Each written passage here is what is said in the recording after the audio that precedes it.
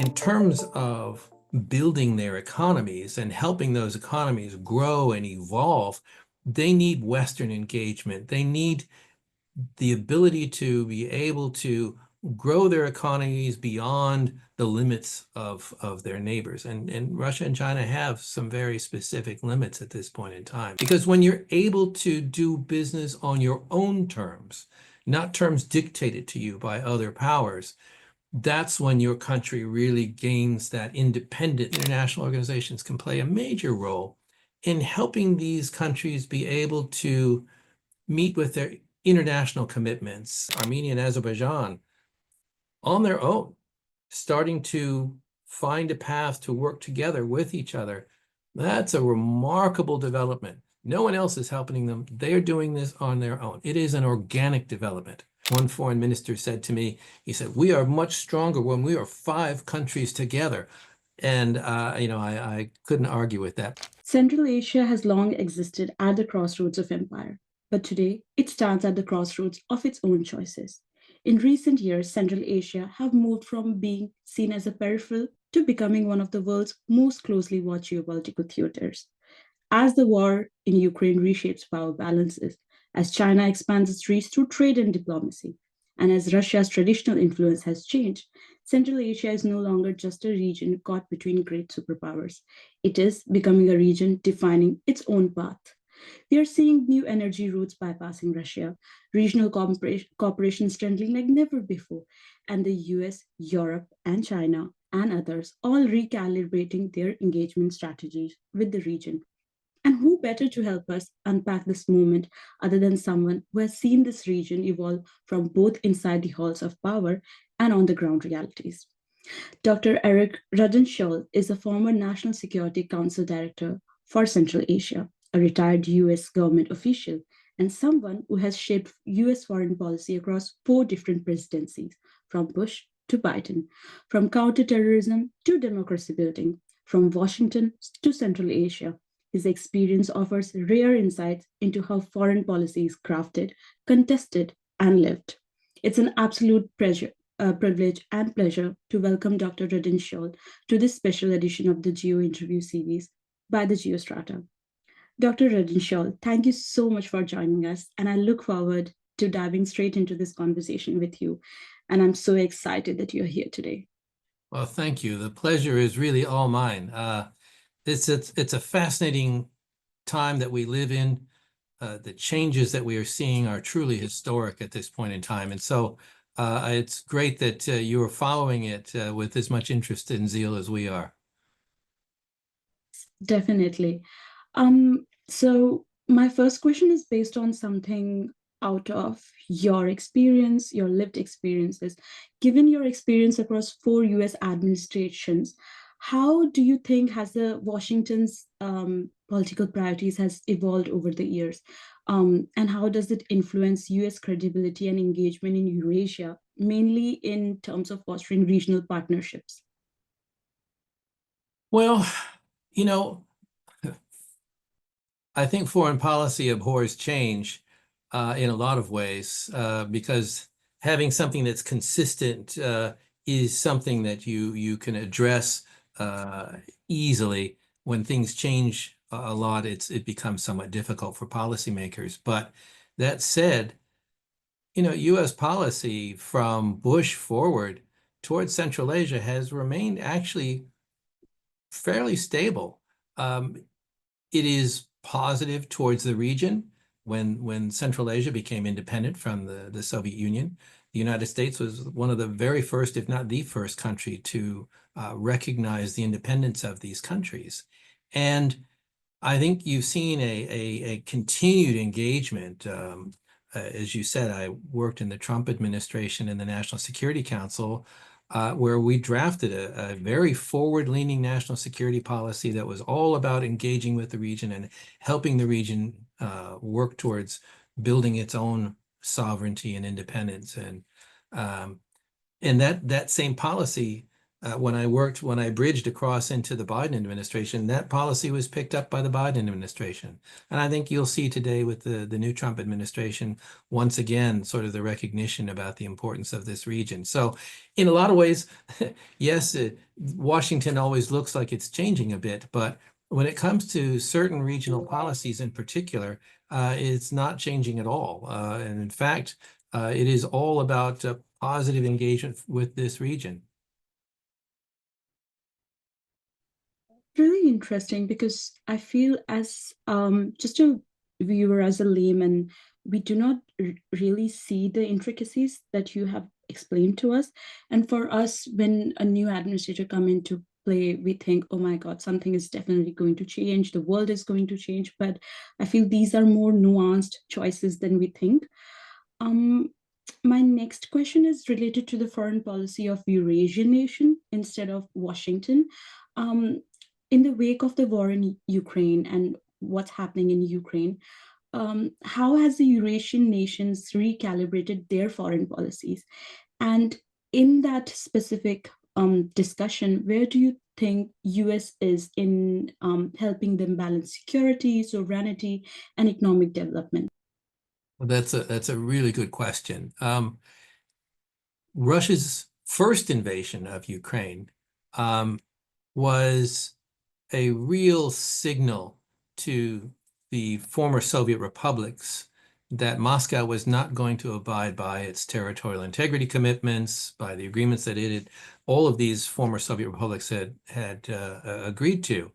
And I think as a result, we saw a tremendous amount of attention among particularly the Central Asians in what was being called multi-vectoral policies, but sort of trying to find opportunities to counterbalance the power of Russia, and for Central Asia, with China being a large neighbor, they're really looking for counterbalances. And so reaching out to the United States, reaching out to the EU, reaching out to India, you see a lot of engagement by these countries to sort of look at ways of rebalancing so that they are not so much captured by their large neighbors. And the second invasion of Ukraine saw, I think, not just an intensification of this process, but you saw a real deepening of this process. In a way, particularly with sanctions and other things that have come to play, have meant that the countries in the region are not just looking for counterbalances, they're looking for alternatives. And that's a really big change in attitudes and approaches over where we were, a decade ago, even 20 years ago, certainly. And, in terms of a role that the United States can play, is more than anything, the biggest thing these countries need is to become economically sovereign. And that's something that the United States has worked very diligently towards in the past, and I think should continue to do moving forward, is to help them. They're going to do business with their neighbors to the north, to the east, to the south. I mean, you do business with your neighbors. That's smart trade. But in terms of building their economies and helping those economies grow and evolve, they need Western engagement. They need the ability to be able to grow their economies beyond the limits of their neighbors. And Russia and China have some very specific limits at this point in time. So helping them build sovereignty and security through that economic development, I think, becomes critically important. Because when you're able to do business on your own terms, not terms dictated to you by other powers, that's when your country really gains that independence and ability to be able to, well, meet potential partners as equals and not as subservient economies. Pointed out, I do agree with the things that you have pointed out, especially about economic development and the role that US can play in the Eurasian nations. It's definitely a lot about collaborative efforts and support that US can definitely provide to Eurasia. and something that I think US has a long history about. Like it has taken up those issues really well in the past as well. Um, Now, our focus would shift to the role of multilateral organizations, since you talked about how other organizations, other nations can come into play when it comes to issues of security and economic development. And you have also had an extensive experience with multilateral organization, to say the least. Um, so, what innovative approaches do you think that these institutions can adopt in order to enhance the local governance capacity and once again to rebuild the war-torn economies in the Central Asia? Well, I think if you take a look at uh, what roles the multilaterals have played in the past, um, in the beginning, I think you saw something of a paternalistic effort to try and help these new countries be able to come up and grow and to engage. Well, it's been 30 years, which is, I suppose, if you compare to Rome not being built in a day, perhaps 30 years is not so long. But these countries have a lot of experience now under their belts, and I don't think they need so much from the international organizations as a squire to help them engage. But they do need assistance, and I think international organizations can play a major role in helping these countries be able to meet with their international commitments and to be able to um, I guess, engage with, particularly on the economic side, with the World Trade Organization, with other international standards to help them bring their economies up to that level. And I think that's an incredibly important role, because countries can say, yes, we want to do this. We're all about wanting to do trade with you. But unless they actually pull their economies up to a global standard, then it becomes very hard for any business to go into their country, for investors to want to invest in their country. And I think international organizations in particular play a really important role in helping promote global standards, but not just that, but to actually help countries be able to meet those global standards and the global commitments of those countries. So it's an important distinction that needs to be made in terms of what global capacity is and what it is able to do. And when you look at, if I look at the Caucasus in particular, where, you see Armenia and Azerbaijan on their own, starting to find a path to work together with each other, that's a remarkable development. No one else is helping them. They're doing this on their own. It is an organic development. We see in Central Asia, Uzbekistan, Tajikistan, Kyrgyzstan, the three countries that make up the Fergana Valley, very densely populated with tremendous challenges and conflicts that have happened in that region over the last 33 years, where they have really faced conflict. But now, as within the Caucasus, you're seeing these countries start to come together and to develop coping strategies on their own. And yet, the international community, the multilateral organizations, are the ones who can come in without bias of a bilateral organization, to be able to come in and to help stabilize and to help make permanent these cooperative agreements, nascent organic structures that they are, to help them actually become much, much more concretized, and to enable these countries to take the next steps that really move them forward and stop the squabbling between them. Interestingly, like I think you have pointed out to one of the most important discussion of today's time, and that is redefining the role of multilateral organization. Not only I think you have highlighted how these organizations are important for peace and stability measures, but there is also a need to kind of redefine these organizations and their relevance in current time, and the role that they have played and that they're playing has definitely changed. In that regard, we also hear a lot about regional cooperation measures, small efforts that are more regional, more intimate to these spaces. What role do you think initiatives like the Middle Corridor or like C5+1 play in terms of diversifying the economic futures for these nations?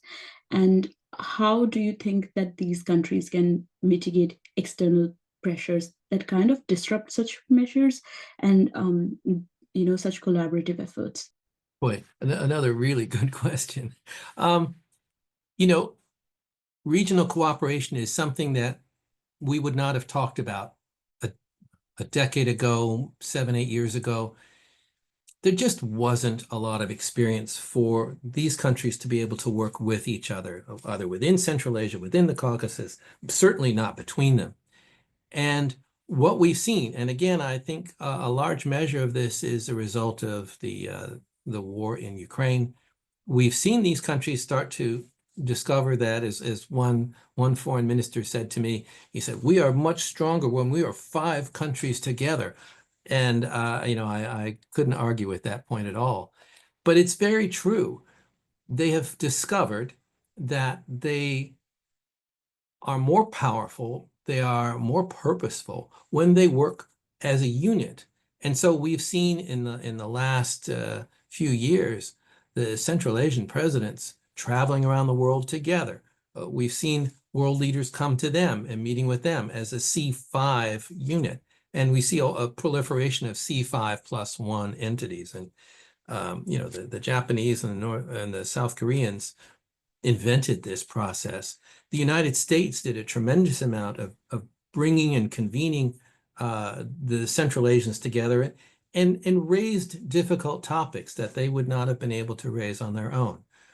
If the Tajiks raised water cooperation in a group meeting with their neighbors, there would probably be suspicion. Well, why are they raising this, and what's the angle that they're trying to exploit? Whereas if the United States would raise this difficult issue, then it became sort of a neutral ground that enabled these countries to be able to speak with each other on complex issues. The wonderful thing that we've seen in the last few years has been that there is a C5 process where the Central Asians actually meet on their own and they find utility and they find the ability to work with each other. And so trade has started to develop between between the countries in the region. We've seen them reach across the Caspian to Azerbaijan, to Georgia. You've seen sort of an organic development, and part of this perhaps is because Russia is occupied in Ukraine, but you've seen the countries themselves find utility in the ability to do these things on their own, which is absolutely vital. And yes, structures that help facilitate this process are really, really important. We're looking at the development of the Middle Corridor now, which is truly an organic development. This didn't exist 3 years ago. And now not only does it exist, but you're seeing huge advances in trade and rapid development of improvements that help move cargo units across the rails in both directions. You're seeing cooperation on customs and legal structures. You're seeing digitalization of cargoes that, again, a few years ago were not even possible. But this comes from cooperation between the countries seeing that there is utility in doing this with each other.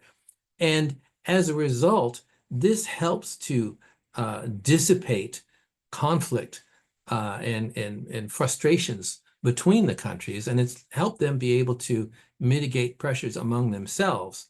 I think that collaboration also helps them address dealing with all of their neighbors, which, Central Asia is a unique region and a neighborhood bounded by Russia, China, Afghanistan, Iran, Turkey, the Caucasus and Turkey across the Caspian. And so it is what was once considered a flyover zone, which there wasn't much there. If you weren't interested in energy, there was no reason to stop. Now it's completely turned upside down, and it is this center of trade and transit, which again, didn't exist a few years ago. But with that change and development of a real trade corridor, you have a trade corridor mentality that's happened, that they look to do business with everyone. And that, again, I think is a remarkable and such rapid change with the region, that, you know, I'm anxious to see where we go in the next 5 years. And I must say, students of development studies need to take this like lesson from you. You have rightly pointed out about so many development efforts and the role of regional cooperation in that, and some of the things that you have highlighted about the recent developments, be it infrastructural, be it digital, they are definitely something to look forward to. And rightfully said, the next 5 years would definitely be really defining for the region. My next question is more related to the role of middle powers in this region. And this is in context of Turkey's increasing involvement in Central Asia and Caucasus, which has kind of traditionally, which has altered the traditional power dynamics that has existed in the region. So according to you, what opportunities or risk does this new development has? Like how the middle power diplomacy present itself? Well, um, it's a remarkable evolution again. Turkey is engaged with Central Asia and the Caucasus in the past with mixed success. But I think what we're seeing now is happening at the right time. Central Asia and the Caucasus are ready for engagement westward. They really, it's not just something that's sort of being forced upon them by the outside powers. It's something they want for themselves. And again, this organic development is really, really crucial. You know, when you look at international development, so often development efforts are like the stuffing the French goose. Whether you like it or not, you're being fed. And this time, the Central Asians, the Caucasus countries are all interested in seeing that they can develop their economies.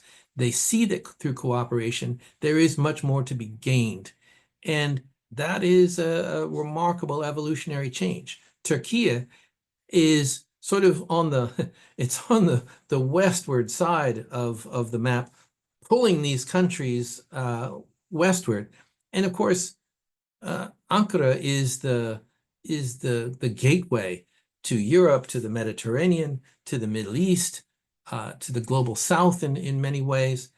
And it is a country that, as a NATO power, it sort of bridges a lot of opportunities for these countries. We've seen huge development. You were talking about multilateral organizations. There's the development of the Organization for Turkic States, which when it was first created a few years ago was, well, I don't want to say a talk shop per se, but they would have conferences, but there wasn't a lot of traction that came out of them. Good ideas. But now you see a desire by these countries to actually engage on those ideas, to deepen their cooperation. And so you see an Organization of Turkic States, or OTS as it's called. You see them bring together countries to engage on digitalization, which is vital to move cargoes rapidly across the rail lines. And the middle corridor is what's called a multimodal corridor. It's rail, it's roads, it is sea lanes, it is back to rail, it is back again to sea lanes, and it is a network of different paths, roads, rail lines, and freight lines of different kinds. And bringing all of that together into a fabric that works requires a lot of cooperation. It requires this kind of AI-style digitalization. And it requires the Central Asian countries and the Caucasus countries to adapt and to adopt these new procedures. You know, as we were talking for a second about Armenia and Azerbaijan joining together, if they are successful at a real peace accommodation, you will see a new rail line, well, basically an old rail line reconstituted, and that will more than double the capacity of the middle corridor to move freight. Already, we're seeing freight moving at just ever more rapid rates off to Europe and to the broader region. We're seeing investment from other countries into developing these networks so that the middle corridor, this network, becomes something much more than just, Russia's northern corridor is basically one set of rail lines. The middle corridor is something much more dynamic than that. And that's, I think, we see Turkey helping facilitate where possible to build that connectivity. And it has its own drawing power and its own experience.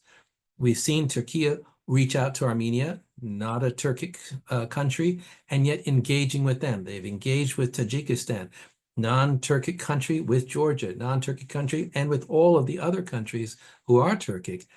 We've seen a style of leadership and engagement, which is subtle, but incredibly important and embraced by all of these countries at this point in time.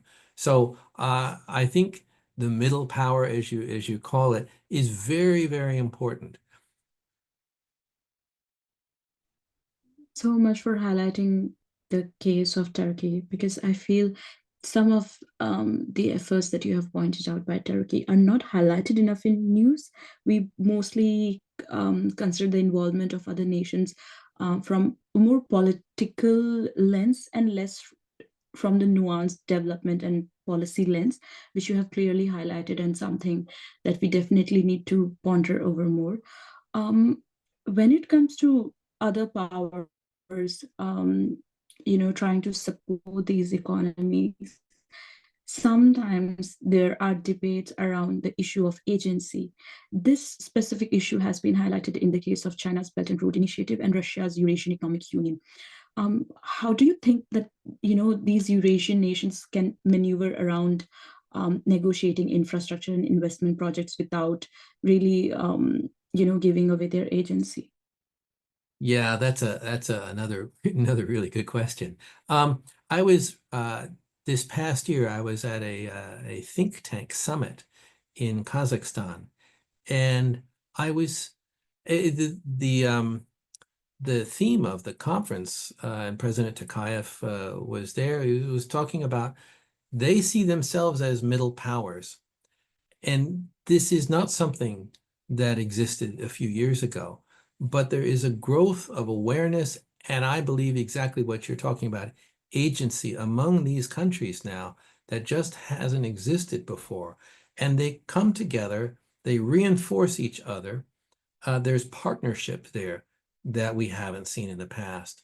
But they see their territories and their cooperation, and this, again, if I just focus on economic development, the middle corridor, as an enfranchising development for them, that countries need them. China needs the middle corridor to move its goods westward.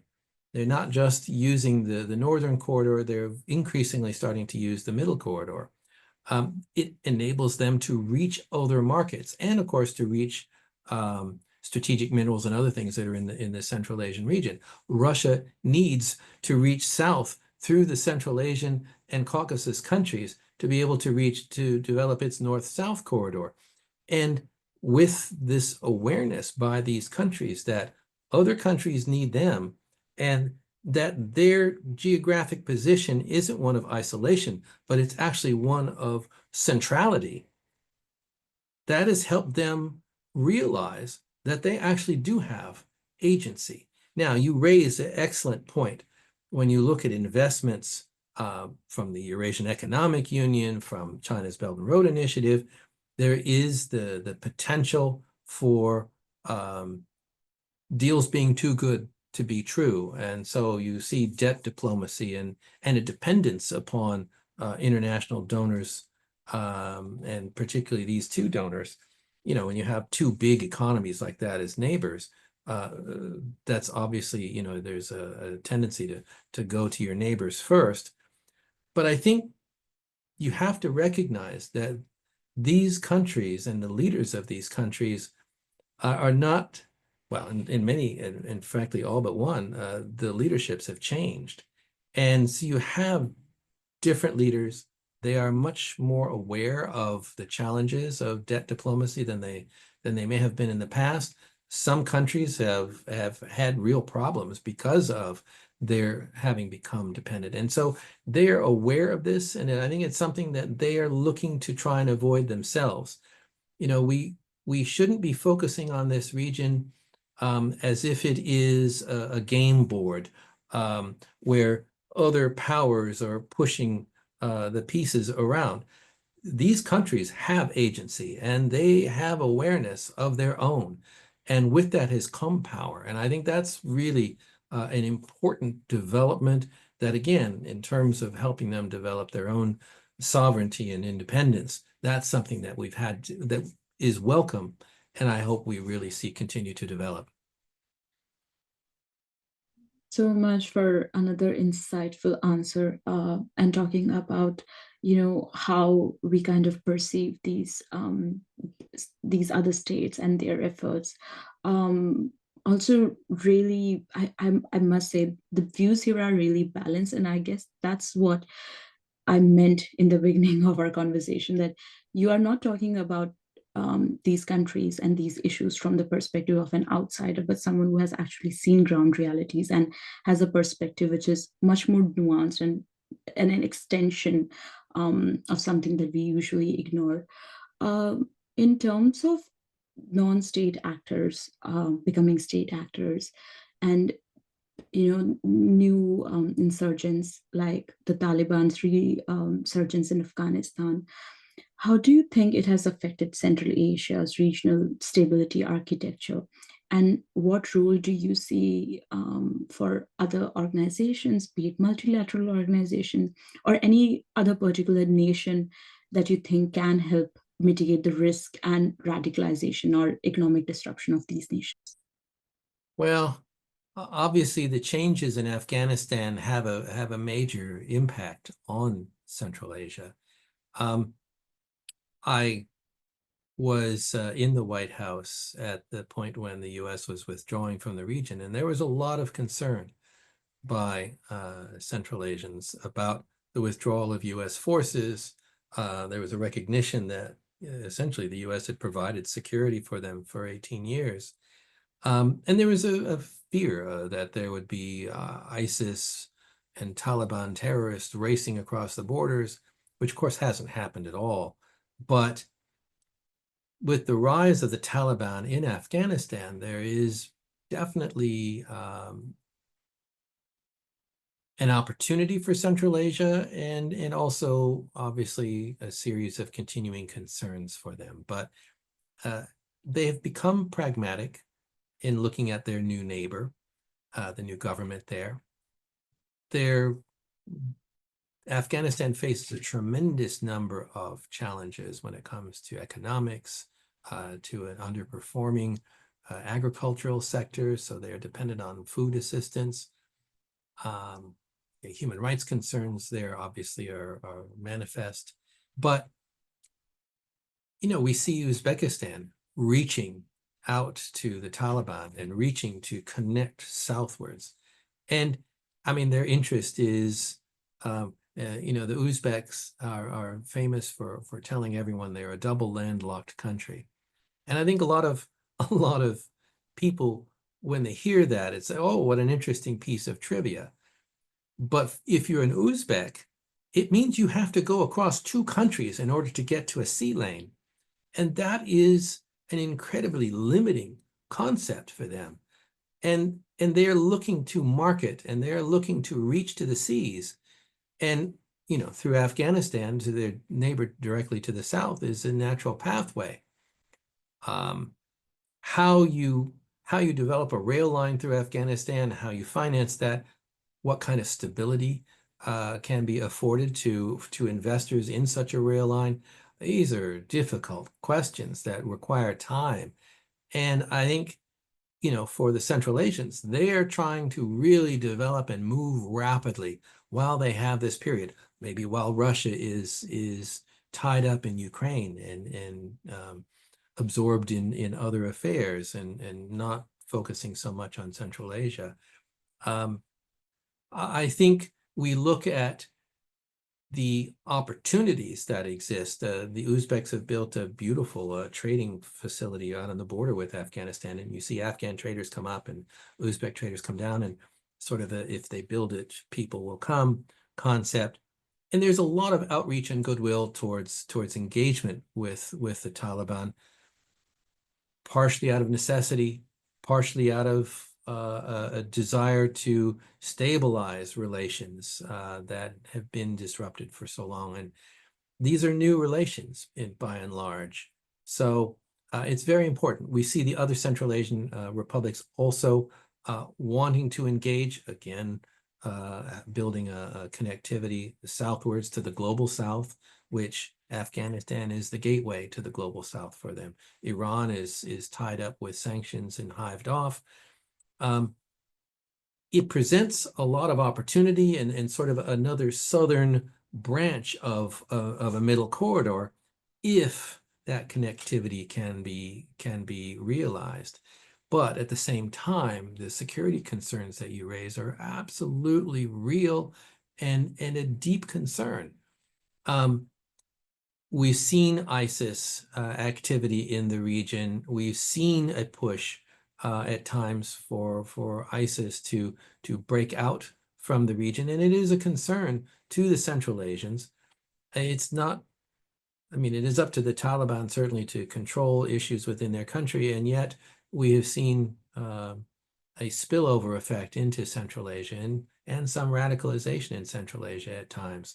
So this remains a concern, and I think it is an avenue for, certainly the U.S. has interests, the EU has interests in seeing well, not a proliferation of terror coming out of Afghanistan again. And so I think you can see more interest and engagement with the countries of Central Asia and the Caucasus to hopefully help contain security threats coming out of the region.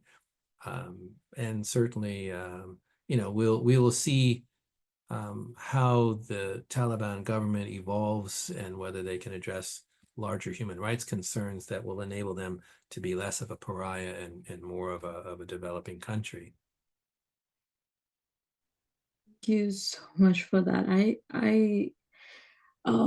think once again, the role of Afghanistan also presents the case of a country which has so much of geographical importance. As you mentioned, it shares borders with so many nations, and the ethnicities of so many other countries are kind of intermingling with Afghanistan, and these these factors have to be taken into consideration when you're talking about relationship between these nations and how this can support each other or can be an issue for each other. My last question for today's session is based out of noticing the fact that you have mentioned Armenia and Azerbaijan in your previous answers, and obviously we are really much interested in how how the relations are between these nations, and how does the peace process looks like? Does it look like something which can be sustainable and inclusive for the local communities in these nations? I mean, it's a huge question.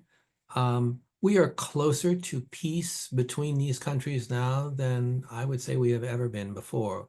We've come close in the past, but this is much closer this time. And there is a reality that time has marched on. Armenia needs to engage with open borders with all of its neighbors, and it has been severely limited in the past with a closed border with Turkey, with Azerbaijan, and only able to trade north and south. And it is a country that needs to grow economically. I certainly see, it's been wonderful to see Turkey's leadership coming to the border with Armenia, and Armenia's leadership coming to the border with Turkey, and they're sort of buffing up the customs and border equipment on each side. They are ready to begin trade with each other. And I know Far Eastern Turkey is a poor region that would really benefit from trade with Armenia, and so both sides could reinforce each other, and that's a really powerful and important moment in the evolution of the region. Azerbaijan has concerns when it comes to certain statements that are enshrined in Armenia's constitution about which would potentially impact the territorial integrity of the region if a new leadership comes to power in Armenia. And so there's a bit of concern, and that is to a degree impeded the process. I remember the peace process in the Balkans that ended the war there.